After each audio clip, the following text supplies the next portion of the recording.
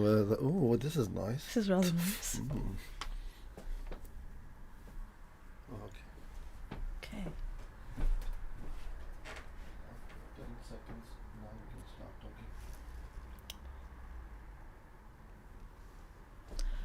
talking. Okay, I believe we are live again today. It's Friday afternoon, and first of all, may I wish you all a very happy new year.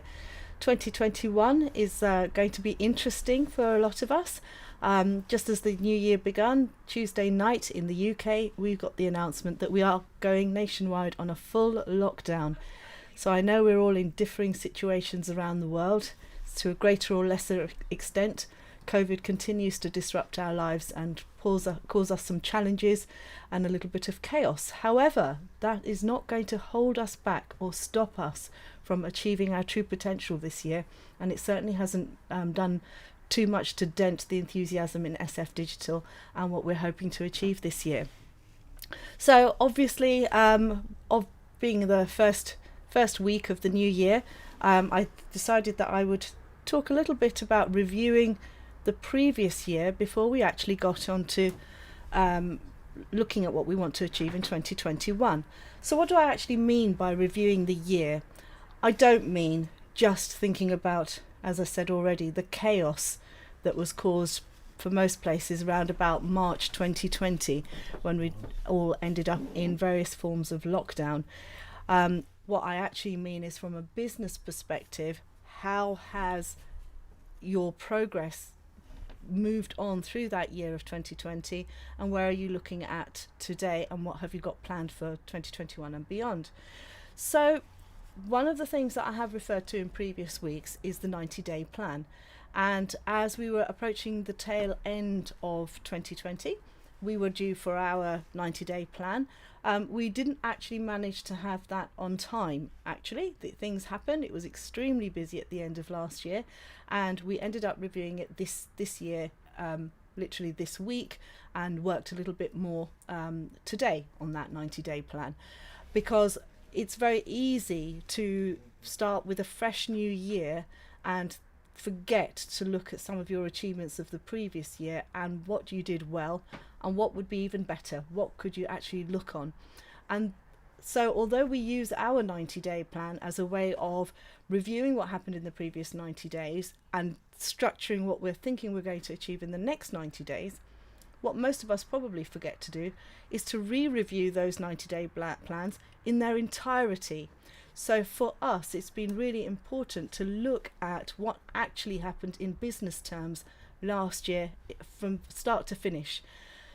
The reality for us at SF Digital is we've probably fast-tracked 6 to 8 years of growth that we probably would have done eventually, just working as we are, carrying on as we were. But with last year's announcement, we ended up becoming laser sharp, laser focused on our activity, what we were already doing, how COVID could potentially affect our business, and what we're going to do to safeguard that, and how we're going to actually take on opportunities as they came along. And this is why I say that we've fast-tracked a lot of growth, not just by stabilizing our business and looking at some of the vulnerabilities and the weak points and the time drains within the business. We've actually looked at those reviews and the numbers to see where we're going to end up. Now, again, we were probably all shaken to the core last year in terms of what we were going to do. But if you sit back and look, you'll probably find there are some positives out of last year. It might have been that the realization that you don't actually have to physically go to meetings. You couldn't, even if you wanted to. And so the reality is, most of us have probably had to relearn how we can actually have very effective Zoom calls, video calls, Google Meet, Skype, whatever is your chosen platform, and make ourselves familiar, not only just as a way of staying in communication, but actually using it as a sales and marketing tool. And the downside is that you could find yourself tied to your desk, as I was at least 2 of days of this week, where I was on back-to-back Zoom calls. But as I said to yesterday's one, on my 5th back-to-back call yesterday afternoon, I was able to actually do 5 calls back to back, because there wasn't any travel time, reparking, etc. If in the old days, that probably I would have been lucky to do 2, maybe 3 of those meetings, past the fact that a lot of people are a long way away, not necessarily maybe an hour's drive away. So go back and look at last year's achievements, whatever those may be, however big or small they may have been for you, and actually see, do they tie in with your core values? Have you still managed to service your clients the way you wanted to? In fact, maybe you've managed to do it even better. So if that sits well with you, that is absolutely a positive to take away as a learning from last year. It always boils down to the numbers. And no matter how much we love or loathe numbers, we have got to look at those in our business. Now, in a global sense, you may look at your turnover and hopefully your profit as well. But there are umpteen other numbers you could be looking at. You need to break down further in your turnover, which is the product or service that sold the most. Is that actually the most profitable? To make that better, how are you going to perhaps employ more staff or go to outsourcing, which is something I'm going to come to in a moment. And once you've had a chance to look at your numbers, that's when you can formalize your plan to actually go forward.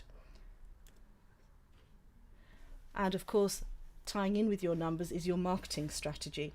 Now, I say this probably most weeks, but if certainly in the UK, if you still haven't done it, you really must look at your website and sort out what you're doing with it. Because yes, a lot of people took to social media as a way of reaching their audiences. It's a quick fix. You can get on your phone and you can post away to your heart's content. But the reality is, if you don't have somewhere to push people to, where are they going to find that information again? Because your social media platforms are not search engines, apart from YouTube, which does have a search facility, obviously, and is second, obviously, to Google because it's owned by Google. Now, for example, a website I was looking at yesterday, some of the information on there actually dated back to July, and the latest information in July 2020. But while we are trying to communicate with our customers and clients, if that information is not kept up to date, it puts a doubt in your client's mind as to, are you still going? Do they really mean that? I'm going to have to phone them. There's only so many people you can service over the phone, and it becomes another barrier to actually setting up that communication. So I say it again, especially for those of us, in the UK who have been severely affected again with the disruption of closure. Please do look at your website and sort out how you're going to communicate with your audience and how you're going to keep that information really up to date. Think about your social media activity. Now, a lot of people think that social media strategy is putting up posts. It so isn't. There's a whole load of activity that needs to happen around your social media. Posting is the easy bit. What you need to be thinking about is, what is the actual strategy behind your posting?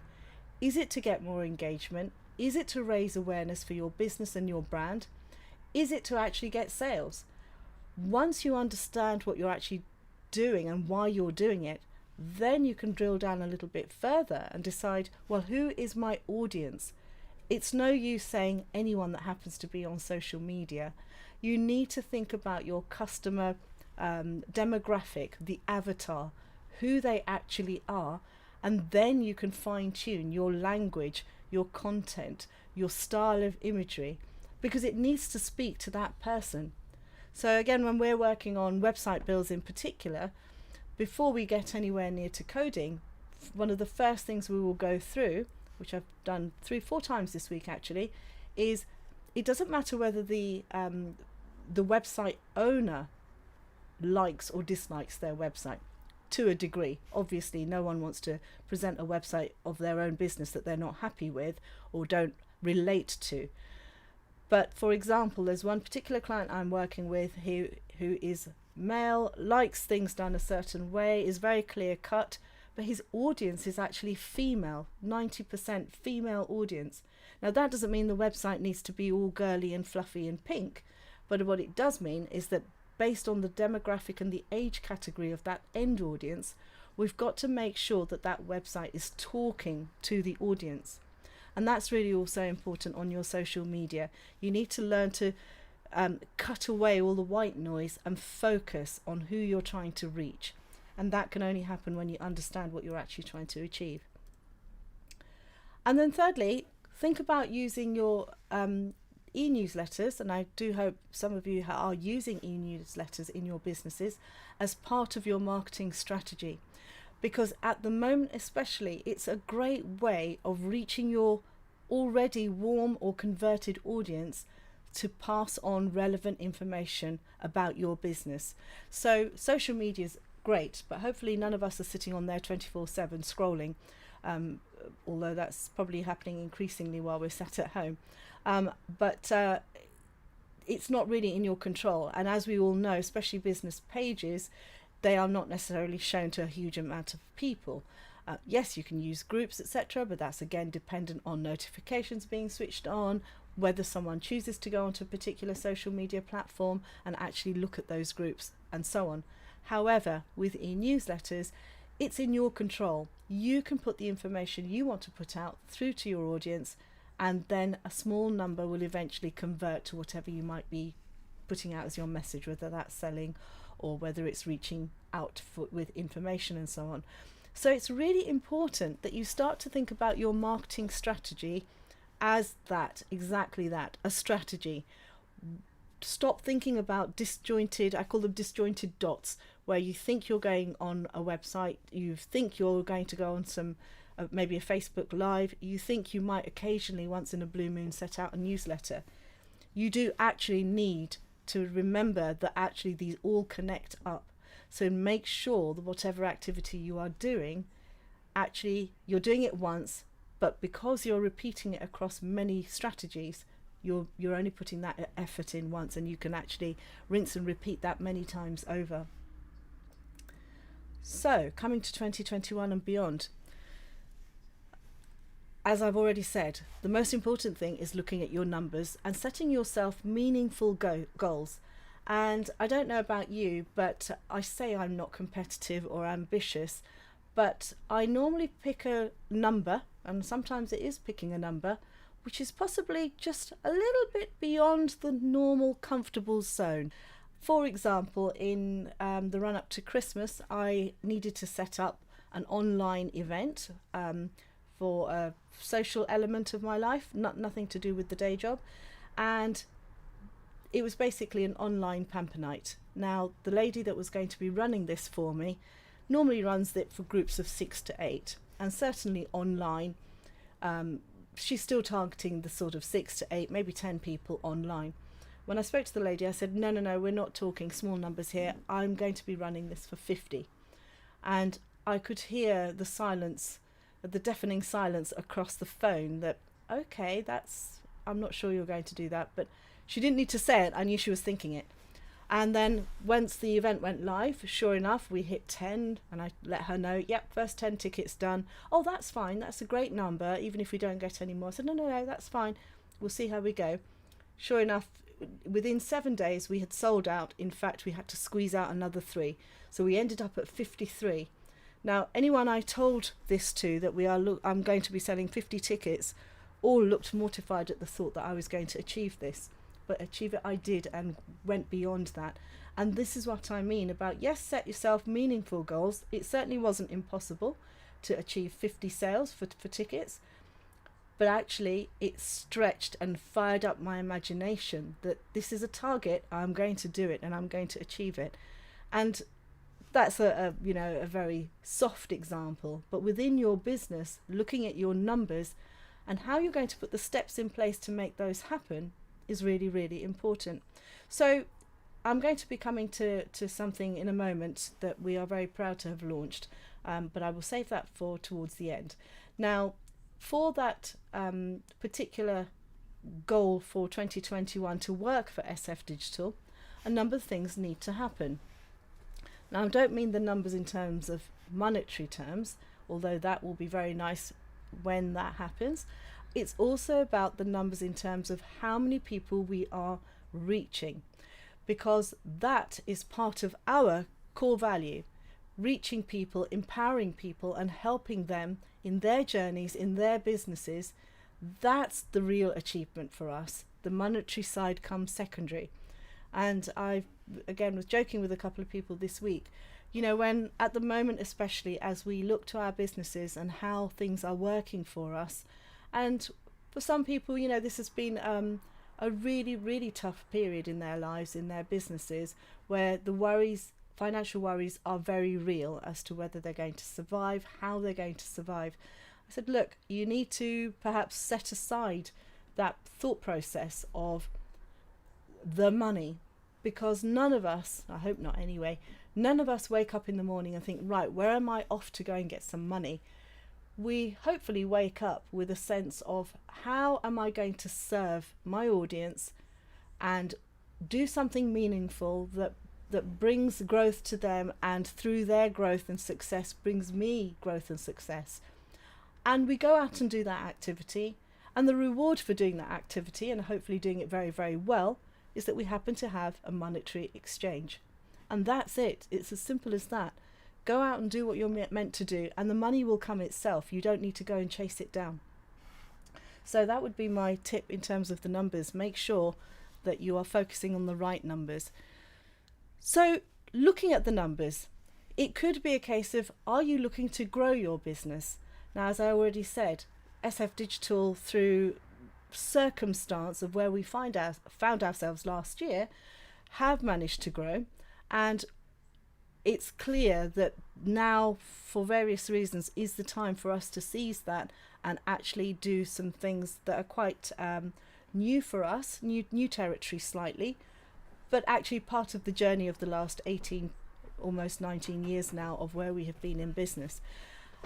But for those growth things to happen, we also need to think about the steps to put them into place, because it's not just myself and Uzair working away, making this happen completely on our own.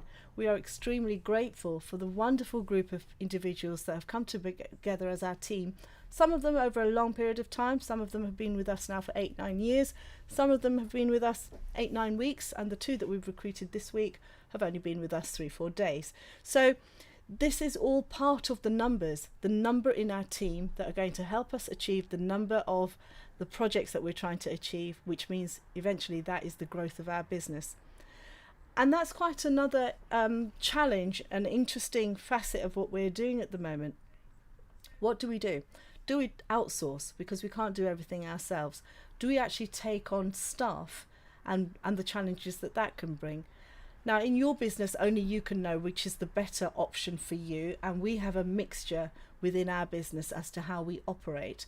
But finding the right people to do the job is key to your growth and your success. Now, some of the stories that I've heard again this week are that, for example, businesses or business owners that refuse to listen to their staff and any suggestions for improvement and how they could actually be looking at things slightly differently. Again, especially at the moment while we were working in some very uncharted waters as to how we're going to reach our audiences. And a couple of the younger people in our team were telling me how, previous places, they've had great difficulty trying to explain to their bosses how they, could be changing things, and have they considered X, Y, Z, whatever. They're shut down, basically, put back in their box and shut down, and that is not to be suggested ever again. We're actually quite the opposite at SF Digital. Our work family, and I like to think of them as our little family, we all come together daily, even if it's only for 5 to 10 minutes, just to touch base with each other, just to communicate, and off we go and do our work. One, because by listening, two-way process, the youngest member of our team is 18 and the oldest is possibly us two, I'm not sure. Between that, there is a wealth of information and knowledge that we can tap into. And so every team member's suggestion is absolutely valid, and we have a very open door policy as to bring your suggestions to us, because we might be missing something really obvious. And let's see whether we can incorporate that into our business. And that has happened in the last 6 to 8 months.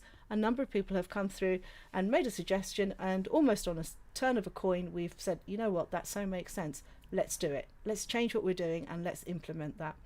And it's for our betterment at the end of the day. Now, people are one part of the equation, but you also need to systemize your processes to make you more productive. And how are you going to do that? Again, this is something I have repeated over many weeks now. For us, one of the tools that we're using is Asana, which allows us to turbocharge our productivity. And we very recently incorporated Slack as well to improve our communications.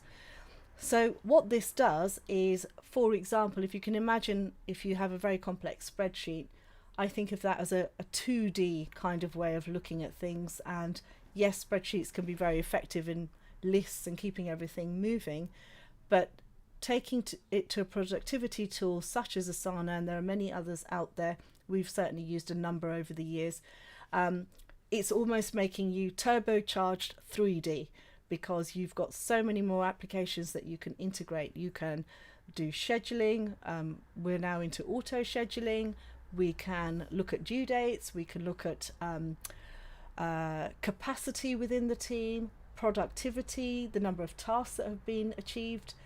Until recently, the last dashboard view of the number of tasks in the system was around 80,000 individual tasks in our Asana system. I just looked at it yesterday and there are 125,000 plus tasks in Asana. So that's 125,000 individual items that are all waiting to be ticked off. But they do get ticked off and then the next lot comes along. So this is how, I often get asked, how do you get so much done and what's your secret? There is no secret. There is only one me. Yes, I'm fairly agile minded, and yes, there is a lot going on, but the key to some of that, the secret to some of that, is making sure that my productivity diaries, I have 3 email accounts that are running for 3 different parts of my life. There are 2 different diaries running again for different parts of my life. There are different things going on, but there is only one me. So making sure that all those pieces fit together is thankfully through the use of tools like Asana. And I think we now come to the drum roll. So here we are, the drum roll of our big announcement, which some of you are aware of, is that we have launched in December, as a bit of a soft launch, our Google Ads Like a Boss coaching program. That has been a long time coming, and we've done lots of various training options over the years, whether it was in our photography life, delivering training through the likes of Nikon and the Apple Store UK, whether it was our actual downloadable products, webinars. We've done a whole load of things over the years, but this is probably the culmination of a lot of hard work, bringing that all under one umbrella now and giving it that title, Google Ads Like a Boss Coaching. So what can you expect to find in that program? There are basically, you're getting the wealth of all our knowledge and experience on, at the moment, 4 options to join the coaching calls. There are 2 on a Tuesday, 2 on a Friday, and different times of the day to suit different time zones around the world. You can dip in. You are given all the material by video, as video content, literally dozens of videos in there, which you can then watch and use as your training structure. That is something that you've got for your lifetime access to that. But so is the coaching program. So having watched that, if you hit a real scenario, a real problem, something you're stuck on, that is your opportunity to come into the coaching call. Either pre-ask your question and we'll make sure that we've got that ready for you, or just come in live and we will pick up on that. And you are going to learn everything that there is to do with Google Ads within that program. However, you will also be given a number of bonuses, which are all available to you. Whoops. And you will have free access to those as well. So you've got a whole wealth of knowledge and experience that's come together through formal pre-recorded videos that you can access, plus the support of Zaire on the coaching calls 4 times a week. And very soon now we are going to be introducing a few guest spots at the moment of me and possibly some other team members, where we will also take you through productivity hacks, how to use Asana, how to set up your systems, how to stay motivated, a whole load of information and knowledge that is all relevant to running a business. So please do take a moment, if you can, just to take a look at sfdigital.co/GADSLAB for short, and that will take you to the page where you can learn a little bit more about as to what you will be getting from that coaching program. And finally, I've decided that as of 2021, I'm going to give you a little productivity tip each week, and this is one of the many tools I use to keep myself motivated and high energy in my day-to-day working life. I have a couple of things on my desk where I'll literally flick on the day and see, right, which particular quote or inspiration am I going to be given today? And I normally park them up to the right hand side of my desk, and throughout my day, when I'm just working away and my eye will catch that, it's a great little reminder as to what I'm focusing on that day. And there's a whole load of things on there, but the one that came up today was put your phone in a drawer for 1 hour. And it's really quite liberating when you do it. And I think I certainly am guilty of finding that I'm walking around the house at the moment with the phone attached to me, and it, you know, even when the children are trying to get my attention, the phone never seems to be that far away, and I'm always, you know, just 2 sort of short steps away from reaching for that phone and checking an update. But actually putting your phone away is a great way to actually let the brain calm down and focus on what you really should be focusing on.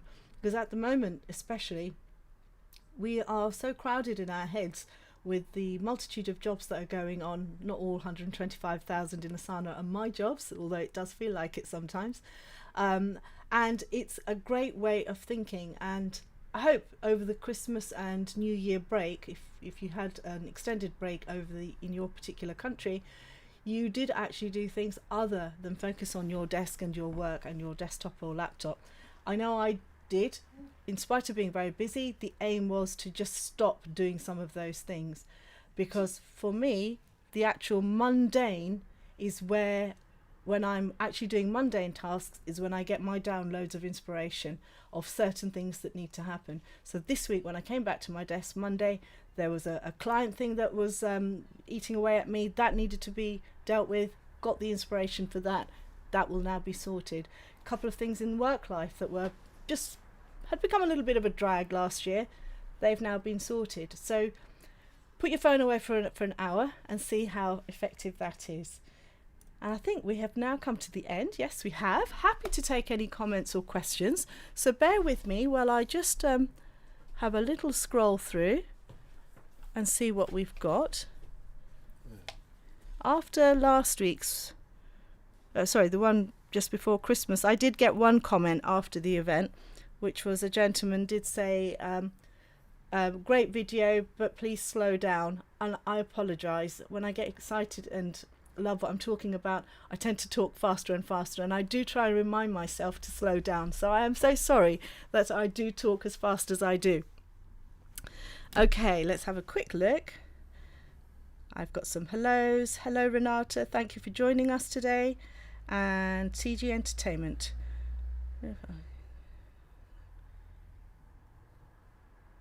Okay, TG Entertainment, thank you so much for your comments.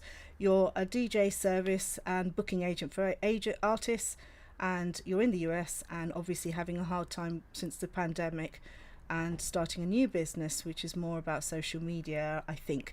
TG Entertainment, best wishes to you. Absolutely, the entertainment and hospitality industry in your country and in ours has completely bottomed out. And you're right, there are things you can't do anything about the previous business.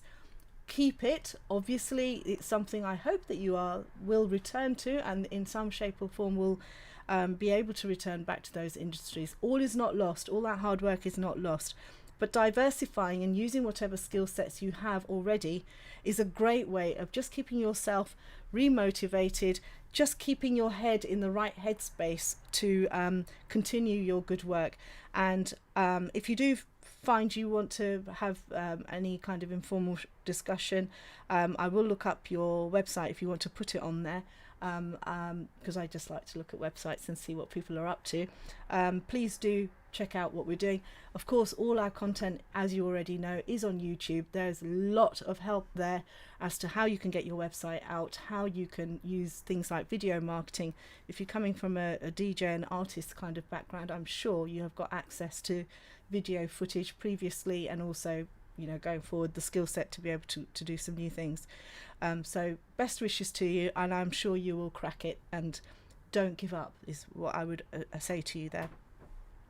And I think that's what's been announced there. And yeah, that's it. And thank you so much. So thank you for once again joining me this Friday afternoon and giving me your precious time. I really do appreciate it. I do hope that you get some motivation and some value from these presentations, especially the Friday afternoon one, which is a departure from the Google Ads and video marketing work topics that we normally cover off Monday to Thursday. Because for us, it's a very holistic approach. Business is not just about Google Ads. Google Ads and video marketing is a strategy, but the Friday is hopefully to give you that motivation to think about your business as a whole, and some of the things you could be doing for working on your business, not necessarily working in your business. And of course, anytime if you do want to add your comments, we do keep an eye on all the comments. Please do let us know if there's anything else we can help you with. But for now, wish you well, and hope you have a great start to the new year with your businesses, and that you have a really rewarding year ahead of you. Thank you very much.